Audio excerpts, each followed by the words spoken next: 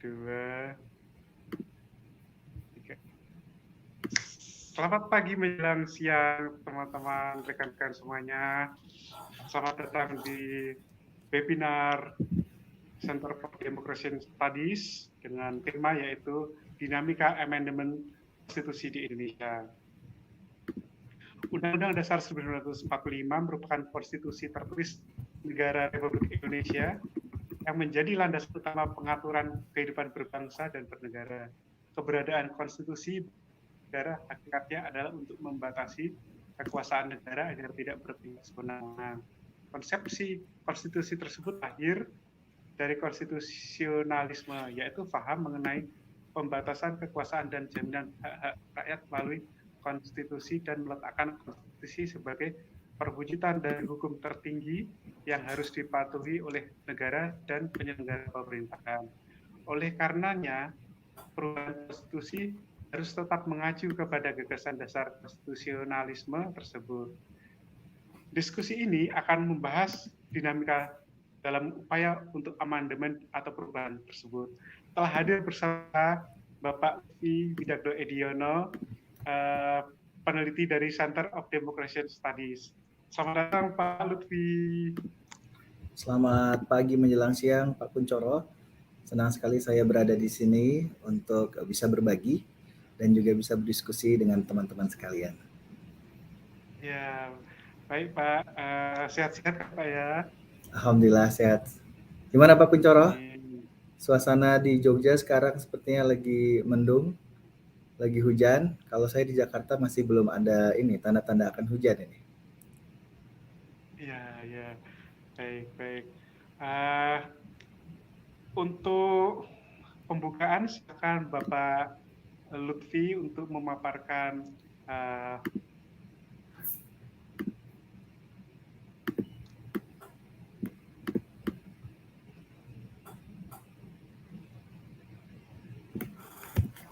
Halo?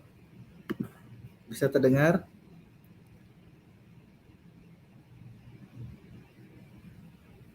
Halo? Ya. Sudah bisa terdengar suara saya Pak? Tadi seperti agak terputus koneksinya.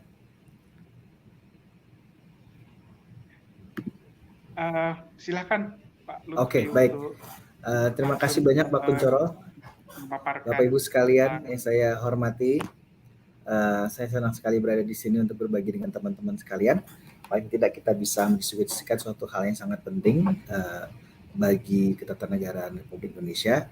Tema yang diminta untuk dipaparkan adalah terkait dengan dinamika amandemen konstitusi di Indonesia.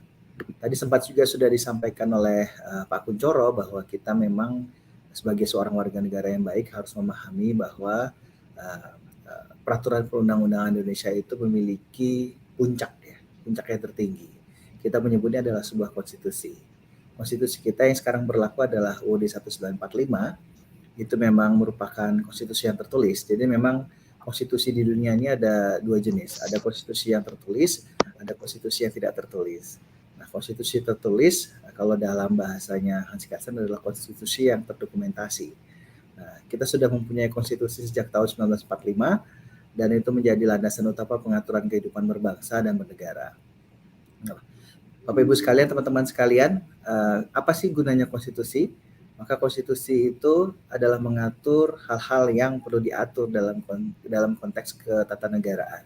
Nah, dalam konstruksi negara hukum yang modern, maka konstitusi itu adalah berguna untuk membatasi kekuasaan negara agar tidak bertindak sewenang-wenang. Jadi memang konsesinya lahir dari ada namanya konstitusionalisme, itu sebuah paham mengenai pembatasan kekuasaan dan jaminan hak-hak rakyat melalui konstitusi dan meletakkan konstitusi sebagai perwujudan dari hukum tertinggi. Jadi ada hukum, tapi ada hukum tertinggi. Nah, hukum tertinggi inilah yang kemudian harus dipatuhi tidak saja oleh penguasa tapi juga oleh warga negara. Ya, dalam konstruksi demikian, maka perubahan konstitusi atau kita sebut dengan amandemen itu harus tetap mengacu pada gagasan dasar konstitusionalisme. Ini penting sekali kita harus pahami karena kalau kita berbelajar tentang prinsip demokrasi, di mana mayoritas adalah menjadi sebuah ketentuan, maka dengan prinsip konstitusionalisme tidak hanya sekedar demokrasi yang menjadi hal yang utama, tetapi juga prinsip demokrasi. Jadi bersandingan antara prinsip demokrasi, di mana mayoritas yang akan menjadi penguasa, dengan prinsip nomokrasi, di mana ada hal-hal dasar dalam konstitusi yang kemudian harus dipatuhi bahkan oleh orang-orang yang memiliki kekuasaan saat ini. Nah, kalau kita bicara soal prosedur perubahan konstitusi misalnya, ada banyak teori ketatanegaraan dan juga praktek-praktek di dunia. Contohnya ya, kalau perubahan konstitusi itu bisa melalui sidang badan legislasi dengan ditambah beberapa syarat. Misalnya ada quorum yang hadir dan jumlah minimum anggota legislatif yang menerimanya. Atau juga ada mekanisme melalui rakyat dengan referendum atau plebiscit. Kemudian ada juga mekanisme melalui musyawarah khusus atau special convention dan persetujuan negara-negara bagian bagi negara federal. Yang ini merupakan suatu suara mayoritas dari seluruh unit kerja pada negara federal. Nah, kalau kita lihat dalam konstitusi yang kita gunakan sekarang yaitu UUD 1945, yaitu menggunakan cara yang pertama tadi saya sebutkan. Kita bisa lihat di pasal 37 Undang-Undang Dasar 1945 yang mengatakan bahwa usul perubahan pasal-pasal dapat diagendakan dalam sidang MPR apabila diajukan oleh sekurang-kurangnya 1/3, jadi 1/3 dari jumlah anggota Majelis Permusyawaratan Rakyat. Nah, Majelis Permusyawaratan Rakyat itu siapa? Itu adalah semacam joint institution between DPR dan DPD, Dewan Perwakilan Rakyat dan Dewan Perwakilan Daerah. Nah, untuk mengubah pasal-pasal UUD 1945 tadi, maka sidang MPR dihadiri oleh sekurang-kurangnya 2/3. Jadi tadi sudah pengusulannya itu 1/3. Nah, kemudian ada model kehadirannya 2/3. Nah, putusan untuk mengubah pasal-pasalnya dilakukan dengan persetujuan sekurang-kurangnya 50% plus 1 dari seluruh anggota. Jadi memang mekanisme ini sengaja dibuat untuk menjadi sebuah semacam forum seleksi agar tidak ada perubahan konstitusi tidak terlalu mudah, tidak terlalu gampang. Ya, sepertiga pengusulan dilakukan oleh 1/3 anggota majelis, kemudian harus dihadiri 2/3 dari jumlah anggota MPR. Dan putusannya untuk mengubah pasal-pasal itu dengan persetujuan sekurang-kurangnya 50% plus 1 dari seluruh anggota.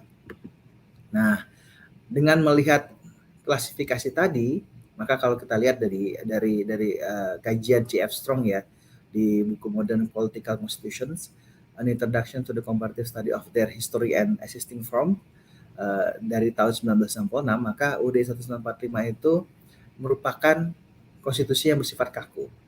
Tidak bersifat fleksibel karena peraturan prosedur peratur perubahannya oleh konstitusi yang bukan pembuat undang-undang.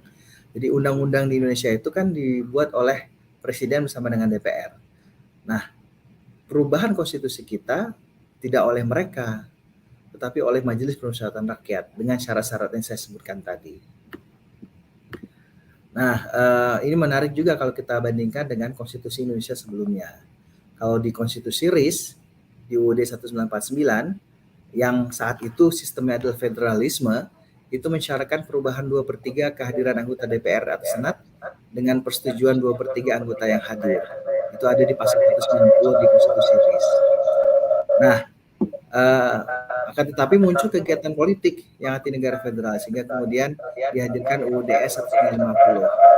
Jadi konstitusi RIS ini hanya berlaku di Indonesia dari 27 Desember 1949 sampai 17 Agustus 1950.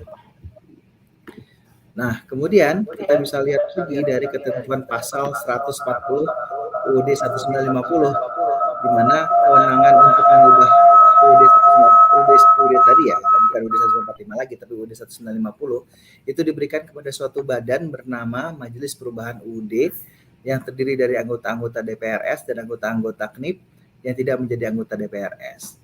Nah, mekanismenya adalah dibutuhkan lebih dari setengah dari jumlah anggota sidang hadir dan disetujui jumlah suara terbanyak. Akan tetapi dalam setiap pengambilan keputusannya konstituante, itu yang Majelis Perubahan UUD tadi, tidak pernah mencapai quorum sehingga Presiden Soekarno mengeluarkan dekret presiden pada tanggal 5 Juli 1959. Inti pokoknya, ini yang sangat menarik teman-teman sekalian, membubarkan konstituante dan memberlakukan kembali UUD 1945. Ketika kembali ke UUD 1945, maka mekanisme menjadi sangat fleksibel. Hanya mensyaratkan pengubahan UUD dengan sekurang-kurangnya 2/3 anggota MPR yang hadir dan persetujuan sekurang-kurangnya 2/3 jumlah anggota yang hadir. Walaupun demikian, karena di saat itu adalah zaman Orde Baru, konstitusi dianggap sebagai semacam kitab suci, maka kemudian rezim saat itu berusaha untuk memperketat kembali proses perubahannya. Nah, persyaratan tadi itu ditambah dengan persyaratan referendum berdasarkan TAP MPR nomor 4 MPR 1983 yang isi pasal 2-nya berbunyi, apabila MPR berkehendak untuk merubah UUD 1945, terlebih dahulu harus meminta pendapat rakyat melalui referendum. Jadi ada persyaratan tambahan referendum. Susah sekali berarti mengubah UUD 1945 kan. Tetapi kemudian tahun berganti, rezim juga berganti. Ada tuntutan gerakan reformasi pada tahun 98. Ada perubahan konstitusi kita sejak tahun 1999 sampai 2002 oleh MPR hanya menggunakan persyaratan quorum semata. Nah, perubahan tersebut mengesampingkan persyaratan referendum berdasarkan TAP MPR tadi. Memang karena itu dianggap berpolemik konstitusional karena dianggap telah menggeser atau meniadakan pasal 37 UUD 1945. Jadi mekanismenya sudah berubah sama sekali, dan tadi seperti saya sebutkan, mekanisme yang sekarang existing itu adalah mekanisme yang tidak terlalu bersifat kaku. Akan tetapi prosedur pengubahan pasal-pasal tadi ternyata lebih fleksibel dari beberapa konstitusi yang pernah berlaku di Indonesia. Karena kalau tadi ada persetujuan 2/3, nah sekarang hanya 50%/1. Kan? Bahkan kalau kita lihat dari pendapatnya Komisi Konstitusi, yang dulu itu pada proses perubahan UUD 1945 bertugas melakukan pengkajian secara komprehensif hasil perubahannya, mereka ingin mempererat persyaratan untuk mengubah konstitusi dengan menaikkan quorum sidang menjadi 4/5 dan membutuhkan persetujuan 3/4 seluruh anggota. Jadi bukan 50% ditambah satu anggota yang hadir saja. Nah, selain itu usul perubahan yang telah disetujui MPR dikembalikan kepada rakyat dan diputuskan melalui referendum. Nah, Komisi Konstitusi beranggapan bahwa referendum tersebut dimaksudkan agar perubahan konstitusi dilakukan dengan cara yang lebih demokratis dan tidak terlalu mudah dilakukan. Jadi memang dinamika perubahan konstitusi kita itu luar biasa sekali sejak tahun 1945, dan pertanyaannya adalah apakah memang konstitusi kita adalah konstitusi yang fleksibel seperti yang saya sampaikan tadi ya. Dan kenapa kemudian konstitusi itu bisa bersifat kaku dan bersyarat khusus? Ini Pak Kunchoro, ini pendapat ini memang harus kita kaji lebih dalam lagi ya, karena memang suatu konstitusi itu, karena tadi saya sebutkan di awal, dia adalah puncaknya dari norma yang ada di ketatanegaraan kita, maka memang perubahannya haruslah benar-benar mendapat dukungan yang meyakinkan dari rakyat dan dengan pertimbangan yang cukup dan sadar. Nah, kalau kita lihat fleksibilitas prosedur pengubahan UUD 1945 setelah perubahan, itu memang secara sadar ditentukan oleh perumus perubahan UUD 1945. Karena apabila pengubahannya dipersulit, maka sulit juga penyesuaian perkembangan negara terhadap dinamika global. Dan bisa jadi ada banyak permasalahan ketatanegaraan yang mungkin timbul di masa depan. Karena memang harus dibuka peluang bagi kemungkinan untuk melakukan perubahan agar konstitusi tetap dapat hidup mengikuti perkembangan zaman. Tetapi nih, kalau terlalu mudah dilakukan, maka bisa jadi timbul ketidakstabilan dalam pemerintahan dan konstitusi tadi akan dianggap enteng dan kurang berwibawa. Sehingga kemudian kita lihat rumus perubahan UUD 1945 di tahun 1999 sampai 2002 itu mengambil jalan tengah dengan menambah fleksibilitas prosedur pengubahan dari konstitusi sebelumnya tapi tetap bersifat kaku. Nah, konsep pengaturan dalam konstitusi tersebut kemudian ada yang pergolakan, pertentangan dalam niatan mengubah, seperti yang kita lihat di media baru-baru ini, walaupun kemudian sekarang karena menjelang pemilu 2024, dari MPR sendiri mengatakan sudah tidak akan ada lagi upaya untuk mengubah konstitusi hingga hasil pemilu 2024 ada, maka kemudian kita perlu memikirkan kebutuhan untuk membangun negara konstitusi atau constitutional state yang kokoh dan penjaminan sustainable demokrasi. Nah, siapa saja yang berusaha untuk melakukan amandemen kelima tentu saja harus mempersiapkan dukungan data dan konsep akademis, karena dia harus dapat mempengaruhi minimal sepertiga anggota MPR. Kenapa Pak Gun? Jadi ini bisa siapa saja bisa melakukannya ya, nggak terbatas Iya, makanya kalau seandainya ada warga yang ingin mengubah konstitusi kita, maka dia harus bisa mempengaruhi sepertiga anggota MPR. dan kemudian ketika pengambilan keputusan memperoleh dukungan 50% plus 1 dari quorum 2/3 anggota MPR tadi. Nah, ini memang jadi polemik sendiri. Dinamikanya sangat luar biasa karena kalau kita lihat dari konten dari konstitusi kita itu menyeluruh semuanya ya, dan satu sama lain itu ada hubungan yang sangat sistematis. Jadi perubahan konstitusi itu tidak sekedar mengubah satu atau dua pasal saja. Bahkan kemudian secara politik juga menjadi perdebatan karena ketika dibuka keran perubahan tadi, maka bisa jadi hal-hal yang lain yang sebelumnya tidak dibahas itu bisa juga diubah. Nah, ini yang kemudian dianggap cukup berbahaya apabila amandemen konstitusi dilakukan, apalagi di saat-saat ketika masyarakat sekarang atau di dalam kondisi negara lagi berusaha mengkonsolidasikan demokrasinya. Tapi yang penting nih Pak Kuncoro, pemasyarakatan ide secara luas, kemudian partisipasi publik yang terbuka, karena memang perubahan konstitusi itu akan juga berpengaruh pada perubahan sistem yang ada di Indonesia dan akan mempengaruhi juga masyarakat yang ada di bawah sana. Saya kira begitu Pak Kun, ini sebagai ini saja pemicu saja untuk diskusi kita. Kalau seandainya ada hal-hal yang ingin ditanyakan atau disampaikan, atau audiens juga bisa memberikan komentar dan pernyataan, saya persilahkan. Tapi dari Pak Kuncoro sendiri bagaimana Pak Kun? Menurut Pak Kun, konstitusi kita seperti apa sekarang? Apakah ada perbedaan antara konstitusi di masa Orde Baru dengan di Orde Reformasi ini? Apakah menurut Bapak konstitusi masih ada ruang untuk penyempurnaan? Kondisi yang sekarang konstitusinya ini apakah sudah ideal atau masih ada ruang-ruang untuk penyempurnaan lagi? Ya, reformasi kan terjadi sekitar 20 tahun lalu ya, lebih dari itu malah. Nah, kita juga menemukan banyak kekurangan sebenarnya dalam konstitusi kita. Ada beberapa hal yang termaktub dalam pasal-pasal dalam konstitusi kita, ya kemudian tanda kutip diubah oleh Mahkamah Konstitusi. Jadi ada semacam informal constitutional change dilakukan oleh Mahkamah Konstitusi. Ada 3 isu paling tidak. Isu tentang pemilihan umum, kemudian isu tentang pengujian peraturan Perpu dan lain-lain. Ada beberapa isu yang kemudian menjadi perdebatan di kalangan masyarakat hukum tata negara ya. Karena dalam rangka untuk memperbaiki kondisi yang ada, memperbaiki konstitusi yang ada. Tetapi kemudian itu menjadi sangat politis karena ternyata ada juga beberapa pihak yang ingin mengubah konstitusi karena tujuan elitis. Jadi bukan tujuan untuk memperbaiki sistematika konstitusi kita, sistem presidensialisme, kemudian penegakan hak asasi manusia, tapi kemudian ada unsur-unsur politis yang kemudian timbul, seperti ada yang ingin berharap agar masa jabatan presiden tidak hanya 2 periode tapi bisa ditambah misalnya.